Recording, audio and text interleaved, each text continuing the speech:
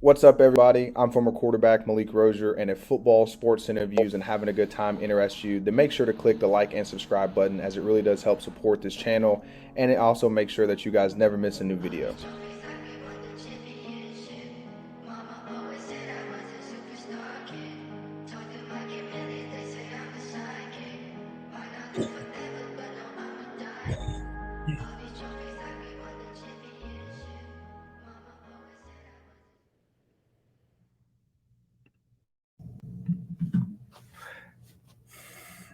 How's everyone doing? And welcome back to another episode of the Malik Show. Super excited to be here. And sorry about last week. I know I was supposed to drop two. Got a little sick on Friday, so was unable to. But we're gonna go ahead and get started. And the first thing that I so we're going to go ahead and get started. And the first thing that I want to talk about is how to lead. Okay. So this is really big, especially for young quarterbacks. I train a good, decent amount of them. And, this is one thing that I really, really try to, get them to understand and not even understand, but, really understand like what it takes to be a quarterback, how people perceive you, the way that you got to, basically how you got to act. A lot of people, I would say from, a young age, they just think that, going out there, throwing the football really far and being really accurate makes you a quarterback. And yeah, that's part of it. But knowing how to handle yourself, knowing what to study, knowing what to do, can really, really help you in other ways.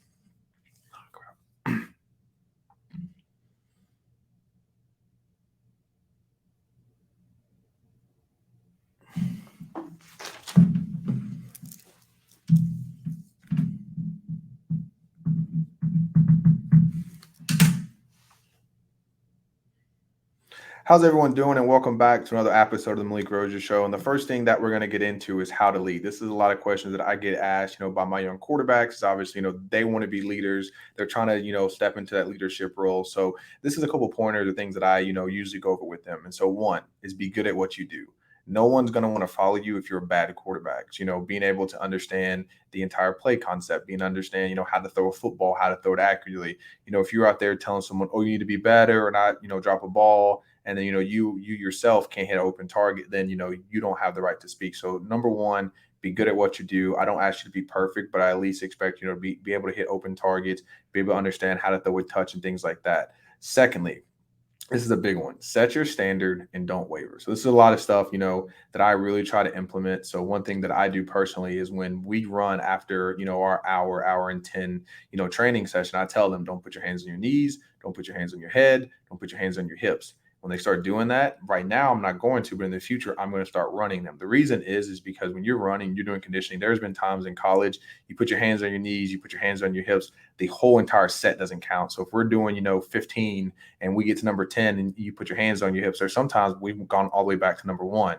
So that's where, they got to set their standard saying, hey, I'm not going to let my body, take control of my mind. I'm going to show weakness. Because to me, whenever you put your hands on your hips, on your knees, or, you're up here like this, walking around, like it's just a sign of like physical defeat. And I understand it's hot, but, at the end of the day, we have to be mentally strong. So that's one that I really, really tell those guys to set your standard, whether it's, how you lift, how you run, what you do, playbook wise, set your standard and don't waver from it. The next one, communication skills. I know this one sounds weird, but there were times whenever I played where like I would legitimately have to get up in someone's ass. Like I'd have to cuss them out. I'd have to almost be like that the ball's not necessarily the boss, but like the bad guy in that situation to kind of motivate them. And there was other guys I'd walk up to and say, hey man, listen, I know you're gonna do better next time. Like I got faith in you. Let's go. And that was it. You know what I mean? Like that was more how like I would talk to a Tyler got the year or Amon Richards. Like if Amon had a drop, I'm not gonna go over there, like cussing out Amon. I'm be like, hey, bro, like I know you got it. Let's go. Like I'm gonna keep feeding you the ball. Now, Daryl Langham was someone, that I felt like I really had to motivate. Sometimes, cussing him out, getting him mad, making him play that like angry, like I'm gonna show you who's the baddest mother effer on the field. That to me was when Daryl Langham played better, honestly. So sometimes, there were times where I did have, cuss out Daryl and say, Daryl, get your shit together. Like we got to go and I need you to make plays for me. So communication skills are big because you got to understand how people react. There are some people that react to being yelled at. There's other people that if you just have a simple conversation with them, they're good to go. You don't have to yell at them. Some people even actually go inside of a shell when you do yell at them. So if you're going to be a leader of the team, you got to understand how people respond to what you say and understand, hey, how do I effectively get the message that I want to get across? My message to them is for you guys to play better. but how I delivered it would mentally stimulate whether they thought I was either on their ass and, like Malik's mad at me, or saying, hey, man, Malik just wants me to be better, play better. And that was one thing that I was really glad about Daryl, was that me and him had such a good relationship that when, I would cuss at him at times, like he didn't take it as if like I hated him. He took it as if like, this is how Malik motivates me. This is how like I have to get mad. And I definitely respect Daryl for, allowing me to communicate like that, because I know there were certain players that if I cussed at, like they were going to try to fight me. And that's just how their personality was, and not that like I was scared of anyone, but also like I don't want to be the quarterback that's cussing out people and fighting. So definitely learn how to communicate to people, because it can really help you, because there are certain guys that you just generally have to cuss them out to get them motivated, get them pissed off to become a better player. The last one, this especially for quarterbacks, but I think this goes for all positions, especially if you guys want to be elite at it, know everything. So there were times, and I'll give you this, like obviously me as a quarterback, I knew everything. I knew protections, I knew run calls, I knew pass calls, I knew defensive side, I knew everything. Braxton Berrios to me was what really made our season. And yes, like you guys go back and watch him, he did a lot of stuff with like making catch, especially on third downs, the little slant from the slot. But where he really, really, to me, helped our team the most is, I think, the ability to help out the young guys around him. He was able to help out guys like Deontay Mullins. He was able to help out guys like Jeff Thomas. He was able to help those guys away from, Amon and Chris, which, to me, a lot of people focused on Amon and Chris Herndon because they were really good. So it allowed Braxton to have a really big year. And on top of that, Braxton knew for me to get open, this young Z, Jeff Thomas, that's super, super fast, that might not know all the playbook. If he runs the wrong route, I'm not going to get open. So, Braxton knew that he needed to know the entire concept, the entire play. And you guys see how he's doing in the NFL. He's doing great. But that's one thing I'll tell, even for a receiver, man, know the entire concept in case you get put at, the Z or the Y or the X or whatever letters you guys have for each position. It's really big to know everything, because there will be certain systems where like there is no left and right there. You know what I mean? You're just on a side, and you're the front side of the back side of the you're on the front side of the back side of the concept based on, where the ball is. Like you might always be on the left. So at one time, if the ball's on the right hash, you're the Z. The next time the ball's on the right hash, you're an X. You know what I mean? So like or my bad. One time at the so certain offenses, I don't know if you guys know, certain offenses run just based on the side of the field you're on. So let's say you're always to the left side of the field. Ball's on the left hash, you're the boundary. You're probably the X receiver. Balls on the right hash, you're probably the Z. You're the field receiver. Does that kind of make sense? So like there's certain times where like receivers will never flip left and right. He's always on the left. He's always on the right, which means you've got to know the whole concept. So if you're in high school, especially as a receiver, start now. Don't just learn what is your route. Learn the entire concept, just in case you guys get to college, they start bouncing around from Z to X to Y. Like if you know concepts, it doesn't matter where they put you. If you just know routes, it's really, really going to hurt you. And I would say same thing for like quarterbacks, understand what's going on, understand, what the plays are. I would tell you, whenever I was a freshman, most of the time, with the freshman line, and sometimes the running backs and tight ends, even a couple of times the receivers were asking me, hey, bro, what's my route? Wait, where's the run going? So, if I didn't know everything, I wouldn't say, hey, man, you got a stick route, or hey, man, you got to fade, or hey, man, you got to cross.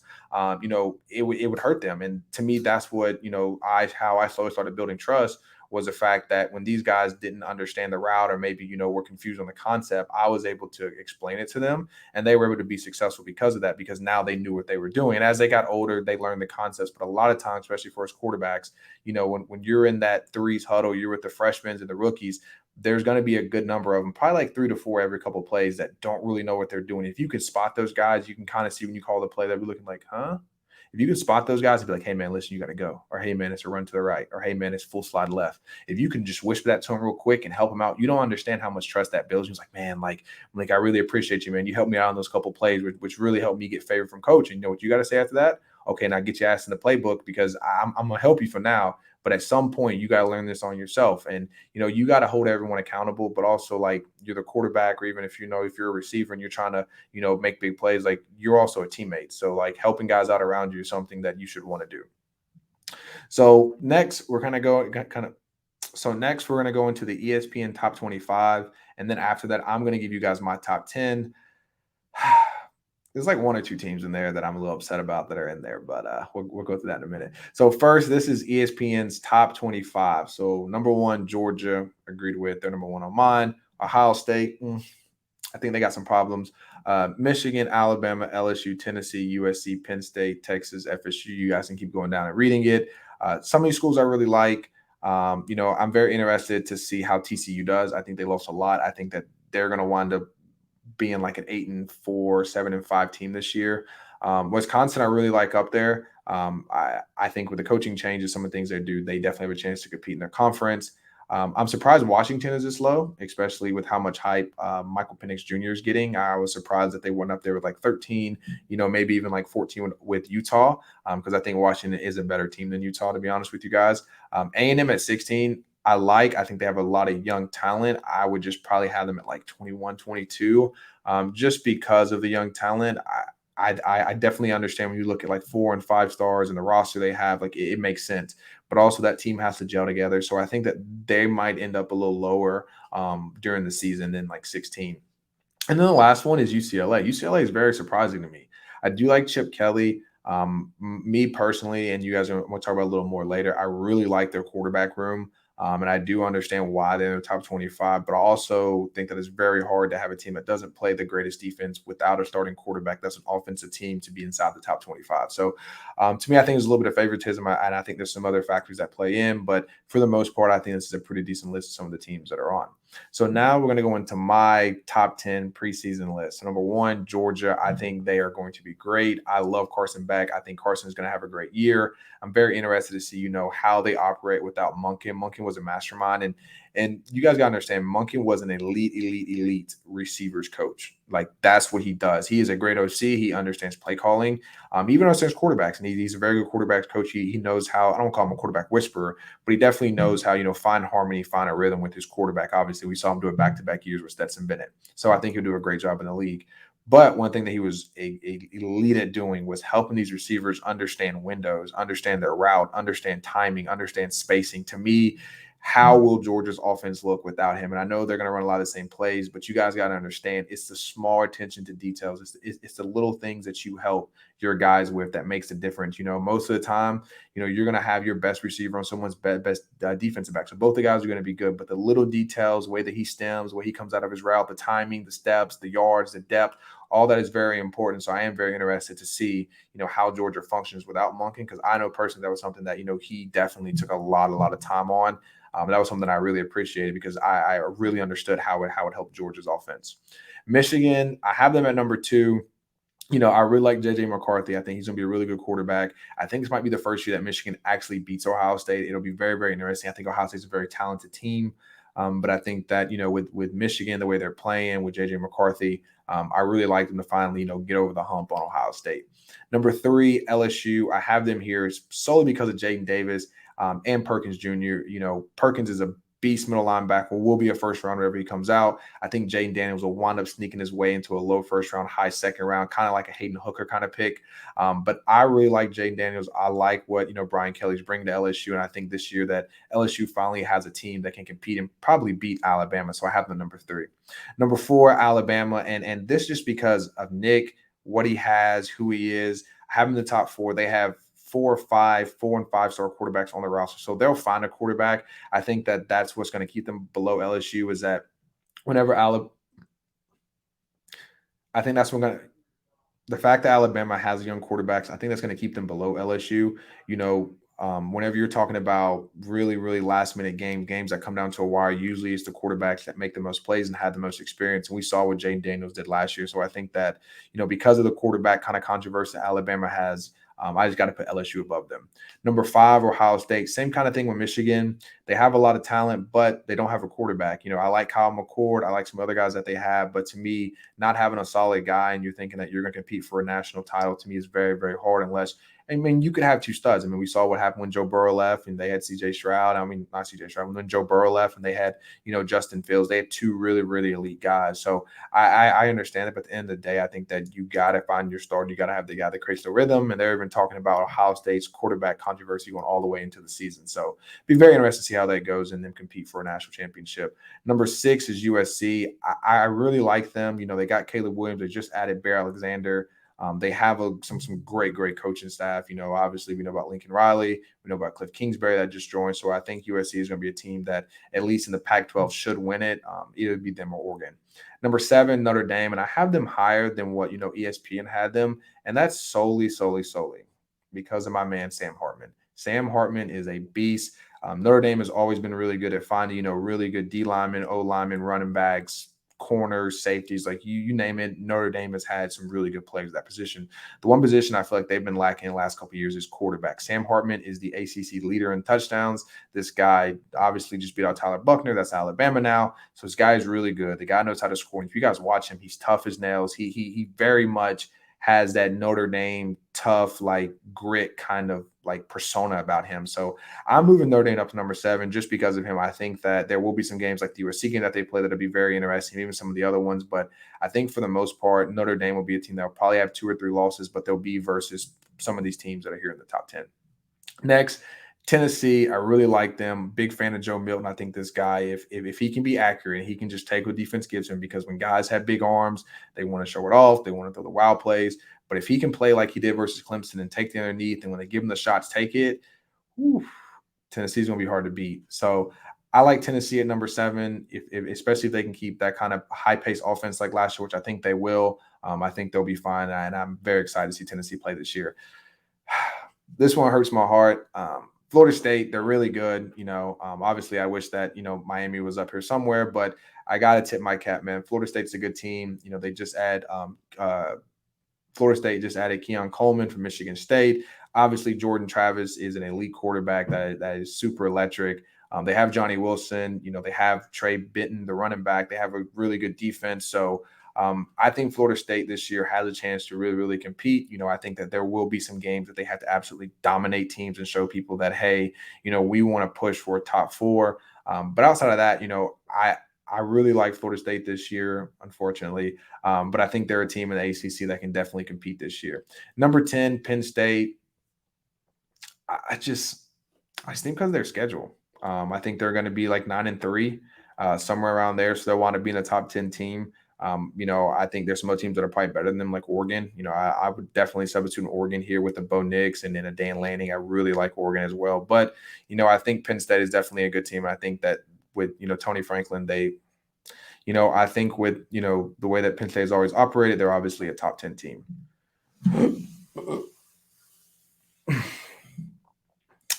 So next, what we're going to go into is my most intriguing quarterback from each conference. So number 1, ACC, Riley Leonard. Guy's a beast. I don't know if you guys have seen him play yet, but if you guys haven't, you guys really, really should. The guy is fundamental. If you guys didn't know, the guy can actually dunk. So he is a very, very athletic kid. Super smart. The offense is going to run through him. And there's going to be some games that, people are going to write them off, and you're going to see them put up 35, 40 points on teams just because that guy is going to make plays not only with his brain, but with his arms and with his legs. So Riley Leonard, to me, is going to be one of the most intriguing quarterbacks in the ACC this year. Number 2, Will Rogers. Love him. I've seen Will throw in person. Mississippi State, I'm very interested. Rest in peace, Mike Leach. Rest in peace, Mike Leach. I'm very interested to see how Will Rogers does without Mike. Obviously they're running a similar offense, but this guy can spin it. This guy understands coverage. You've seen teams run like the 3-4-4 on them. Some very, very weird, complex defenses that they specifically ran for Mike Leach. And Will Rogers did a great job in succeeding in it. So I think we'll have another big year, and I'm excited to see, what he does.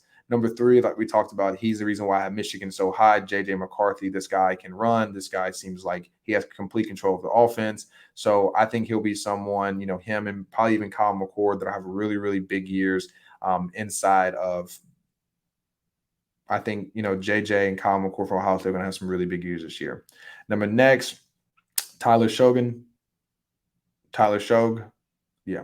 Number 4, Tyler Shough, Big 12, Texas Tech. Guy can spin it.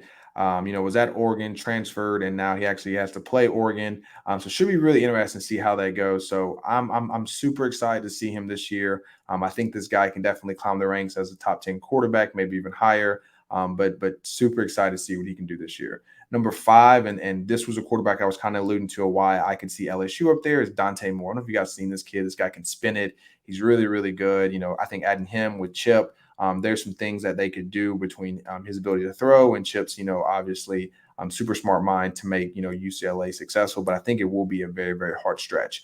And then also I got Bo Nix, man. I really like Bo. Bo is someone that has been growing on me. Obviously when he was at Auburn, I was like, but then last year watching him just, lose to Georgia, then go back and just dominate the rest of the season and play the way he did, man. Like I have the utmost I have the utmost respect for Bo. I think that guy's going to be great. And I think this guy's really, really going to dominate, the Pac-12 this year. So hats off to Bo. Hats off to all these guys on this list. All these guys are guys that I think at some point in their career should be, probably third round and up draft picks. Just on the way they play, just on the way I think that they process the game and their abilities to make plays. So next, what we're going to go into is some Miami football. So Miami game times got released, I think it was last week or the week before. But why is A&M at 3:30? Like, really, A&M? Why is A&M at 3:30? Like, really? Like, um, not the biggest fan of this. Texas is hot, so it's not like they're coming from up north. Like, I'd rather see Miami, Ohio at 3:30 because they're going to burn down here. But I don't know if you guys ever been to Houston or any of those cities. It's hot. It gets over 100 degrees. So, yes, it's not as humid. They're serious to the heat. So, it'll be interesting to see how that Texas A&M 3:30 game goes, especially when you're asking a whole bunch of Miami fans to go out in the sun and get torched. But I think at least on the away side, it will be a lot of A&M fans. So actually, the A&M fans will get torched. But BC, Miami, Ohio, 7. Can we do those at 12? Like, why so late? Like, I just give it to me at 12. I'm done by 5 or 6. I'm in bed by 8 or 9, and I'm good to go. Like, you do these at 7, I'm in bed by midnight. Like, okay. Well, I'm still happy. I hope more game times get released pretty soon. I know that sometimes they take a while, but I do like the 3:30 p.m. for A&M. I would say we need a 3:30 or a 7 p.m. kickoff because I do like the fact that it will get a little cooler. But I'm super excited. I know I'll be at all the home games this year, so I hope you guys that are watching, especially if you're Miami fans and live in South Florida, I hope you guys come as well. So next, what we're going to go over is, can Miami win the ACC? And to me, there are 3 things that they can do. So number 1, strength, conditioning, install. Get your freshmen bigger, get your, even your redshirt freshmen, get them bigger, stronger, faster. You got to do that. You got to get them running. You got to get them in shape. If guys have to go 4, 5, 6, 7 plays in a row, they got to be able to do that. You can't have, a whole bunch of subbing in and out because guys aren't in shape. Last one, install. Obviously we have a new DC, a new OC. Make sure that these guys understand what they're doing, their assignment, their alignment. They need to understand everything. I'd rather have a smaller playbook and execute than have this massive playbook and guys don't know what the hell they're doing. So I think that's going to be really, really important for this year, is everybody being on the same page with both the new OC and the new DC. The second one, number 2, is just focus. Mentally focus on us. Like, most of the time when Miami loses, we beat ourselves, whether it's turnovers, whether it's interceptions, whether it's drop passes, whether it's drop interceptions. It could be anything.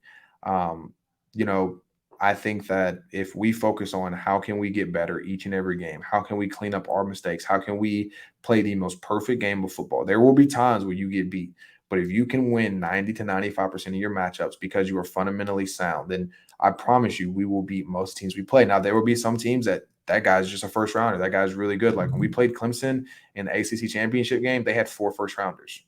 Like, that is very, very hard to stop. And you'll face teams like that. Florida State has a defensive end that's very, very good. Like, he's going to win a lot of his battles.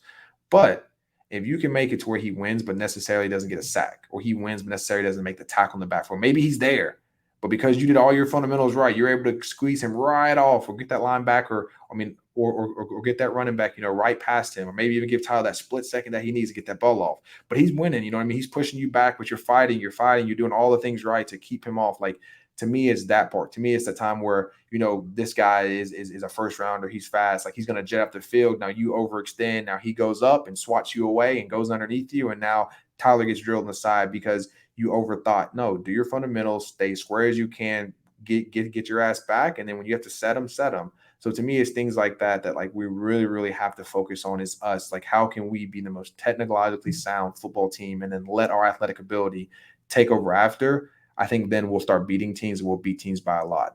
The third one is prehab and create good habits. So prehab to me is basically rehab before you get hurt. So start doing stuff to take care of, like, quarterbacks, take care of your shoulders, linemen, take care of your knees, different things like that. Like, if I'm a receiver or if I'm a DB, I'm doing a lot of stuff for ACL injury prevention. So to me, we saw how many offensive linemen went out last year. We saw our running backs go down. So these guys taking care of themselves before they ever get hurt, and creating good eating habits, creating good sleeping habits, creating good hydrate habits. Like, to me, if you don't have good habits, then it affects your mentality. It affects how you run. It affects how big you get. So I know I have it at the bottom, but to me, number 3 is super important because if you don't have good habits, it kind of trickles into the rest of your life. So, if if the coaches can really help these guys understand this, I think that this Miami team has a really, really good chance to beat some teams that people think, well, at least I think people are written us off on. I think there's like 2 or 3 games that we can sneak in there. That'll be really, really good for us this year.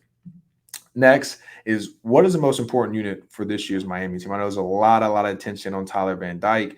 To me personally, I think it's going to be up to our offensive line and defensive line. The reason is why is Tyler can have the best year, whatever. If he's not getting protected, if he's not staying upright, if he's not time to throw, doesn't matter. Same thing with our run game. If our running backs don't have holes, if our running backs don't have that split second to hit a crease, it's going to be very, very hard for offense to function. So to me, I love the revamp of the O-line. I love adding Matt Lee at the head to be able to, move the guys around and slide and see stuff. So I really, really think our offensive line having a really good year is really going to help us propel into, a top 25 team or even more. If that's where we want to be this year, and obviously competing for the ACC, it's going to come down to, can our offensive line be consistent? Can they work as one unit? And I think they can. I think we got smart. I think we got tough. I think we got just some mean guys that just want to mess people up, to be honest with you. So I love it. I'm super excited to see how our offensive linemen do this year.